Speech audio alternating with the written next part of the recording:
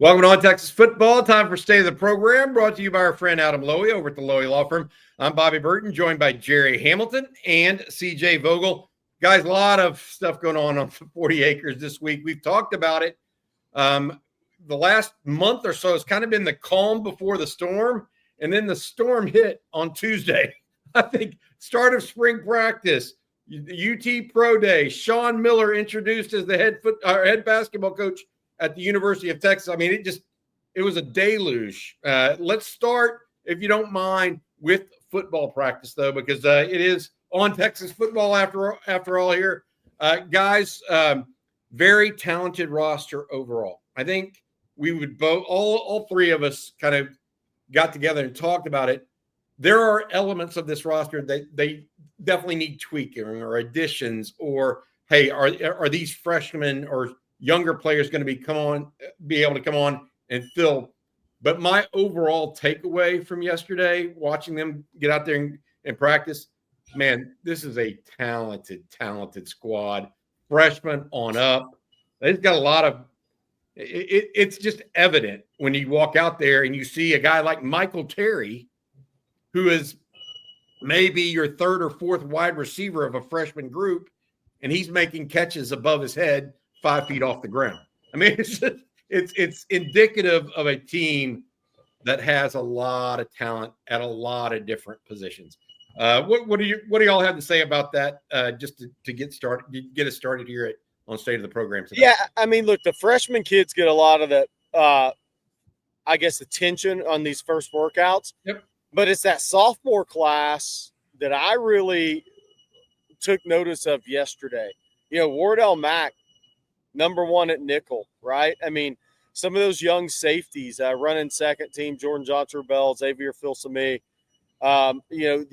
Parker Livingstone, redshirt freshman at wideout, Jordan Washington at tight end. And we're getting to the point where that class is about to start hitting the field. And we're about to see which of these guys can hold off the talented freshmen. It's like, that's what's fun for me. I think, yes, Arch is fun. Yes, the upperclassmen are fun. I get it. Brandon Baker at right tackle, right? Nate Kibble at left and right guard. But with a talented freshman class, a number one class behind them, they're going to get a lot of the attention. But really, that sophomore class, this is kind of their year for me, CJ and Bobby, to ascend. But if you level out, there's a really good chance you're going to get passed by somebody talented behind you. CJ, do you agree with Gerry's comment about the overall, and my comment about overall talent, maybe the sophomore class? Anything you want to add to that? Yeah, I think overall talent, it's in great shape. The thing for me that might be more citing on the side of caution here is, look, you don't have fifth-year guys on each line this year. You don't have wide receivers that have played 3 years of high-quality football at this moment, right? That's not to say that this team isn't talented. It's just very young. And I think that was evident yesterday. There are a number of balls on the ground, whether that just be because of how fast Arch Manning throws a football or because, well, it's their first practice in a college level. So that's where I'm kind of siding, right? You know, you don't have a catch in tight end. You only have one guy with the catch that's active at wide receiver. Who knows what that safety group might look like beyond a Jelani McDonald if he spins down in a Michael Taft, right? Those fifth-year guys of Vernon Broughton, Jake Majors, Hayden Connor, Alfred Collins, they're all gone. So Barron Sorrell, I mean, right. Yeah. Those impactful guys, Texas will have to find the replacements and do so very quickly, which is why I like how this OTA setup is for the spring.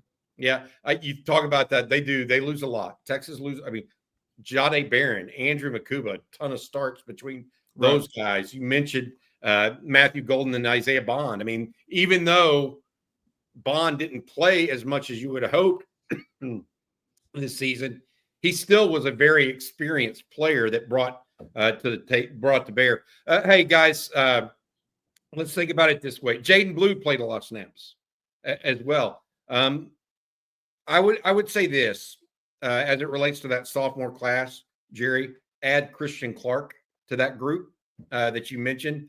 A lot of guys out there. All right, let's talk about next steps in the roster building. Tomorrow they have another practice. But based on what we saw on Tuesday, guys, Are there any definite portal pieces that I think that you think they need to add? Like, I immediately left that practice and thought, you know what? I think they got to have another wide receiver. The young guys, you would just be asking too much of them too quickly to be highly, highly reliable guys. But y'all have any thoughts on portal needs coming out of yesterday's practice? Yeah, I agree with that. I mean, look, I think it needs to be like a top 3-round pick level guy at receiver. I don't think it just can just be a guy. Because if it's just a guy, just go develop your freshman and let him get in there earlier.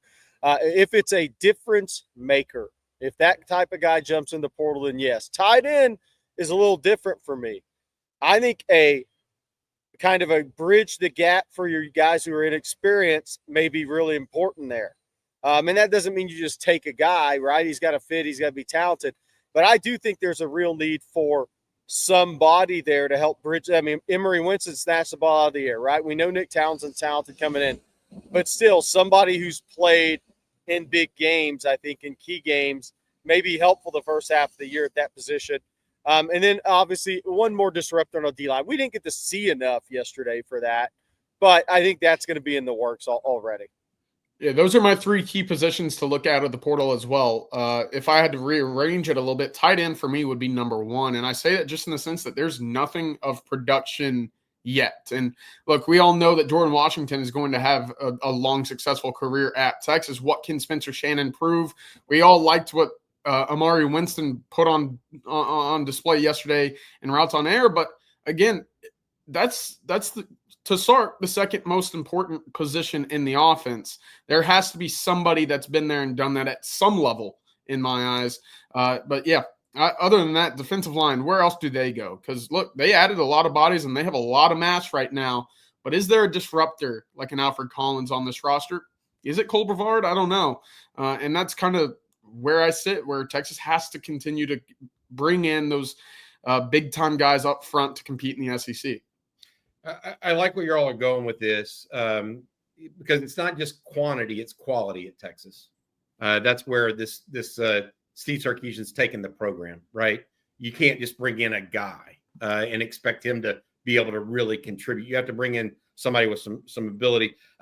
I noticed that we didn't really talk about a corner as a possible transfer portal, and we didn't talk any at all about an offensive lineman, despite the fact that 4 of the 5 starters are gone from last year. I think that the offensive line is in really, really good shape. I really believe that. I think Kyle Flood's got that unit with a good influx of talent at the top level, and then I think there's enough underneath them that are gonna bubble up, right, and eventually be strong players. Corner is a little different for me. They're relying right now, at least from first practice, on Jalen Gilbo successfully making that transition. Now they've got other guys out there, whether it's Warren Roberson, Kobe Black, etc., maybe even a Cade Phillips, right? Do you not think they need to look at corner potentially? I guess if there's an elite corner on the board, maybe, but those are few and far between probably at this point. Yeah, I think it all comes down to Gilbo. If he does well this spring, CJ, I think that I'll be very surprised if they look in the portal at corner. That's just where I come out on it. It's up to Gilbo to make that decision for the staff. Yeah, and again, I think Texas last year with PK, Nansen, and that crew, I think they put their corners in pretty advantageous positions, right? I don't think that there was many times that you could point to and say, hey, they were strung out to dry because of the coverage call or whatnot. Obviously, with Texas, their communication last year was really, really good. That was the strength of their defense in the back end.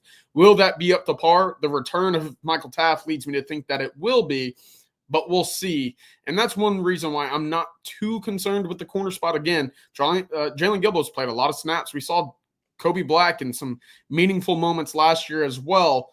Who steps up? And they're certainly going to be tested this year with some of those young, talented wide receivers. I gotta do this as we go transition from transfer portal on.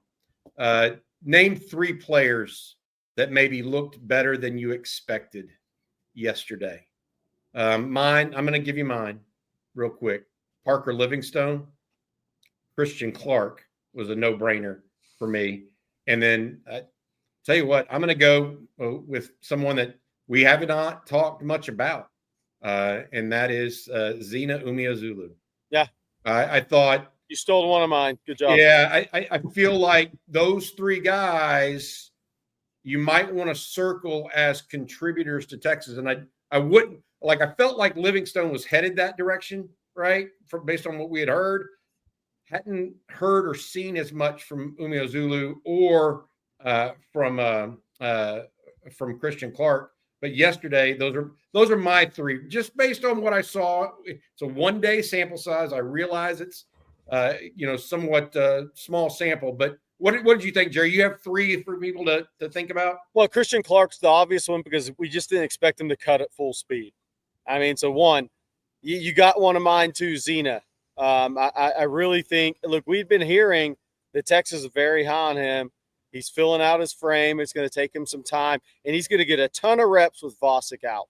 That's the thing. He's going to get a lot of reps with Colton Vosick out. And I know he played on the other side, but these guys are all going to be interchangeable on some level.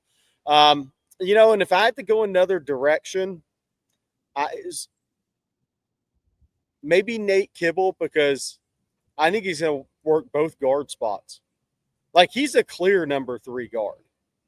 And that kind of backed up what we had said about him here on Texas Football, that he had a tremendous redshirt year. And if either DJ Campbell or Cole Hudson had gone down, or Hayden Connor for an extended period of time with injury, they were going to play him last year. That's really good for a guy that wasn't there in the spring last year. So I'd go with Nate Kibble, because I'll say this. I think that guy is he is going to push Neto and DJ Campbell to be the best players they can be, or he will take some snaps. What do you think? Do you have anybody, 3 guys maybe that you were pleasantly surprised by, CJ? The clear one was Parker Livingstone, and we had heard that he had made that jump over the winter. Of course, just to see it with your own eyes, kind of, it made it clear, right? Secondly, Travis Shaw, and for him to be listed at 350 pounds, to see him in person, it didn't come off as a bad 350 at all. In fact, I was sitting there saying, if you told me he was about 320, I would have said, yeah, I believe that 100%. So that was number 2. And then 3, I think Zealous Hicks. If I could pick a freshman that surprised physically, and this is, again, a kid that skipped his senior year to get on campus earlier, I was really impressed by him physically. And, of course, I got to see him move a little bit with some of those Akina drills. Really impressive athlete. And I just can't help but look ahead to what that safety room might look like with 2 clones that are 6'2.5", 200, 210 pounds, with him and Jonah Williams, and how exciting that might be down the road. Of course, Jonah not there yet, but Zealous certainly looked good in just a helmet yesterday. You want to talk about impressive-looking freshmen. Cade Phillips, impressive-looking freshman too. Long arms. And you talk about big, imposing safeties, not just with Zealous Hicks and Jonah Williams. How about Jelani McDonald and Derek Williams when he returns? Yeah. I mean, they got some length in that secondary, especially at safety when the time comes. Hey, guys, y'all are obviously Texas basketball yesterday. Sean Miller announced. Gerry, I've asked you this question already. I'm going to ask CJ. Yeah. CJ, what did you take away from this hire at this point from Sean Miller? Yeah, I think it's a couple of things. First, I think Sean understands where he is, right? At the University of Texas, football is going to be king. And he kind of mentioned that. He's like, yeah, I used to sit on my couch and watch SEC football, and to be a part of that atmosphere, that culture now, it's exciting. But 2, I think he understands that this is a program that has had some good years, but more times than not, I mean, these years have kind of fallen flat in terms of long runs in the tournament. So I think it's a great opportunity. It's a clean slate for him to get back to a really high level of basketball, right? He had Arizona in a great spot. Obviously went back to Xavier for a second stint. Now to see where the SEC is and to see how teams are playing, I think it's a great fit to get Texas, a guy that's very offensive minded, with a lot of great guard play in the past.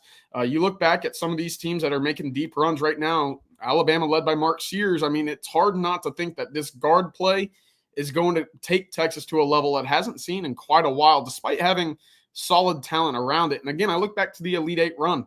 What was that team led by? Of course, the Sioux was a big part, but Marcus Carr, Tyrese Hunter. I mean, that was a big part of it. Serge Jabari Rice, all that guard play. I can't help but think that this is going to be a great fit in the long run for Texas basketball. Hey, Gerry, that's a great point, jumping off point for you. I haven't heard you talk about this. How does Sean Miller and his scheme and style of play fit in the SEC? Well, I think NCAA tournament, SEC, modern basketball, and he's changed. And he said it at the press conference. He always had really good guard play, and he wasn't a bad offensive coach, but he played a slower style at Arizona. He's now speeding up like everybody else, and that shows adaptability, and that is huge. These guys who adapt well to the changes in the game, I think, have the greatest chance to have success over a long period of time. I think offensively with his system, when he gets his players in, he'll be able to roll with Todd Golden's and Nate Oates of the world, Mark Pope, who's going to get really good players at Kentucky. I think he's going to be offensively, he's going to be able to compete with those guys. But I think the biggest thing with him is going to be, look, he's had really good bigs at Arizona, and they weren't all from the States. And I'm a broken record on this, but I think he's going to go wherever he has to around the world to make sure his roster is complete as well as the best he possibly can, because you have to have size and length in the SEC along with your really good guard play. And you have to be able to score the ball. You have to be a threat from every position on the field, on the court in basketball right now at the highest level. There is no 4-on-5s on offense anymore. These teams are scoring way too many points. You have to be able to guard everybody. You have to force your opponent to guard everybody. And I think Sean Miller will accomplish that. The question is, how quick is he going to accomplish it? But I say this, Bobby. I know the fan base always wants the Nick Saban in football or the Bill Self in basketball. I actually like having guys that haven't completed their resume that are really, really hungry when they get to Texas. I think there's something to that right now. I agree with that. I completely agree with that. Hey, guys, before we get to our next topic, which is going to be Texas Pro Day, I want to say thank you to our sponsor. Each and every state of the program is brought to you by our friend Adam Lowy over at the Lowy Law Firm. If you've been injured in a car wreck, truck wreck, automobile accident of any kind, including an 18-wheeler to an ATV, give Adam and his group a call at loweylawfirm.com. That's loweylawfirm.com. They'll give you a free, no-strings-attached consultation to see if you might be due any compensation. Again, that's loweylawfirm.com. Thank you very much, Adam, for your continued sponsorship of On Texas Football. All right, Pro Day, guys. We talked a little bit about it this morning on Coffee and Football. Who made some movement forward? Any big takeaways? My biggest takeaway, frankly, and I'll just start for us, 125, 130 plus NFL scouts and personnel there.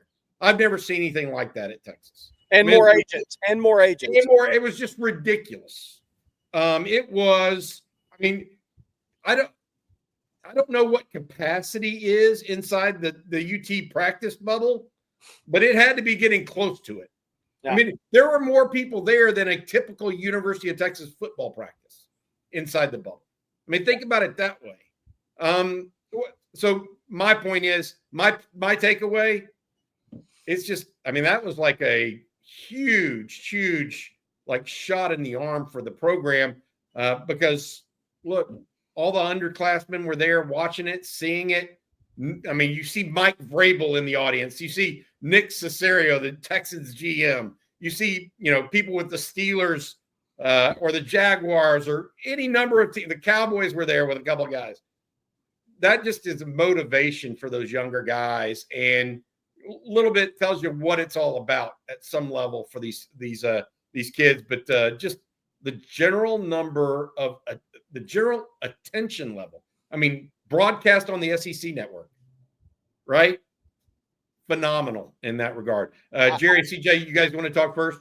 I'll let CJ hit on the players and some of that stuff. Here's what I wanted to hit on. I'm not sure anybody's hit on this.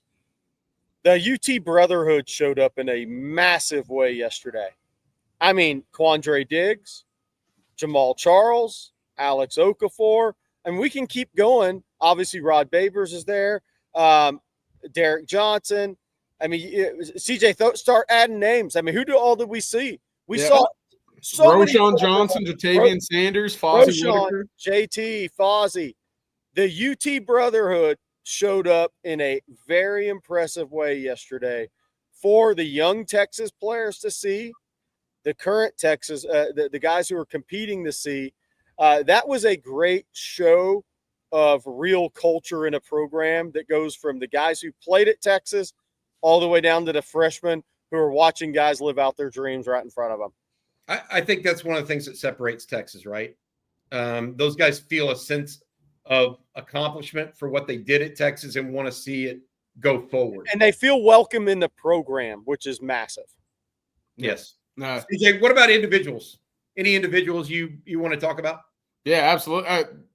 For Jaden Blue to rebound, and again, those are hand times, but for that to come from the SEC network, for that to come from NFL scouts that he ran mid 4.2s, it's a great bounce back because I think, again, that was what we were expecting for him in Indianapolis. For him to run a 4.38 with a tear in his groin, I think that alone speaks to how quick and fast he truly is. Gavin Holmes made himself some money as well. That's a guy that ran 4.4 flat, 4.39, right in that range. Put up a great number, 39 inches on the vertical. Looked great in his on-field drills as well. I thought he had a very strong day. And then, of course, Quinn, right? He was great up until the back end throws, and that was kind of what we knew coming in. Did he help himself? Perhaps. I don't think he necessarily hurt himself a whole lot, but very much just held serve in my eyes at his pro day, which for now going into the final month before the NFL draft, that second, third round is in play very much so for Quinn Ewers right now. And again, for Texas, it's been a while since you've had a quarterback taken in those first 2 days. I think it sets some pretty good groundwork for what's to come with Arch and beyond at the quarterback position. Boy, that pass skeleton drill where he was going from Matthew Golden to Isaiah Bond to Silas Bolden to Gunnar Helm to Jaden Blue. Milton Gardner would be in there a couple times, but those are all potential NFL players that he's throwing to from a potential NFL quarterback. That was really, for me, that was pretty to watch, right? Because you just want to see that at times was really, really pretty, and you could see why they had a lot of reps together too, right? Yeah. And so that was obvious from that point. Hey, want to mention a final note here before we get going. Freddie DeBose no longer with the team. The Texas Longhorn wide receiver played his final year at Smithson Valley. He was injured his junior year of high school, never really got back going. He spent all of 2024 rehabbing his knee on the sidelines at Texas. CJ Vogel pointed this out to me yesterday. We got confirmation from it this morning. He was no longer listed on the Texas roster. So Freddie DeBose no longer with the University of Texas football team. Not that he was expected to be a big contributor, but something worth noting. CJ, where does that leave Texas roster spot wise in this new age of college football? From a scholarship count, look, Texas now at 81. And of course, that rule of 105 hasn't kicked in yet, and we don't know when it might, but Texas with some room to play. And that's even before what attrition might come, right? We've talked about how youthful this squad is. I think I'm expecting a little less attrition this year than maybe years past, but hey, 4 full roster spots to work with. And you look again at wide receiver, only 8 on scholarship at the moment, 4 of which being true freshmen, only 2 of which having a reception in their college career. So I think Texas will be uber active, and you can start looking at a number of other positions for those other 4 scholarships to fill up. In the portal is what you're talking about. Really, they've got free 4 spots before anybody transfers. So that's what the ultimate is. All right, thanks again to Adam Lowy and the Lowy Law Firm. We're going to be following this the rest of the day. Expected to have another media availability tomorrow morning for a spring practice. Texas Relays is this weekend. Gerry, you and CJ and Jeff Howe are going to have fun out there watching all those young kids play, go to the track as well as the college age guys. Also, women's basketball Saturday, 2:30. Tip-off against the University of Tennessee. All right, Gerry and CJ, thank y'all so much. We'll be back with more later today here at On Texas Football. For CJ and Gerry, you guys have a nice day. Hook 'em.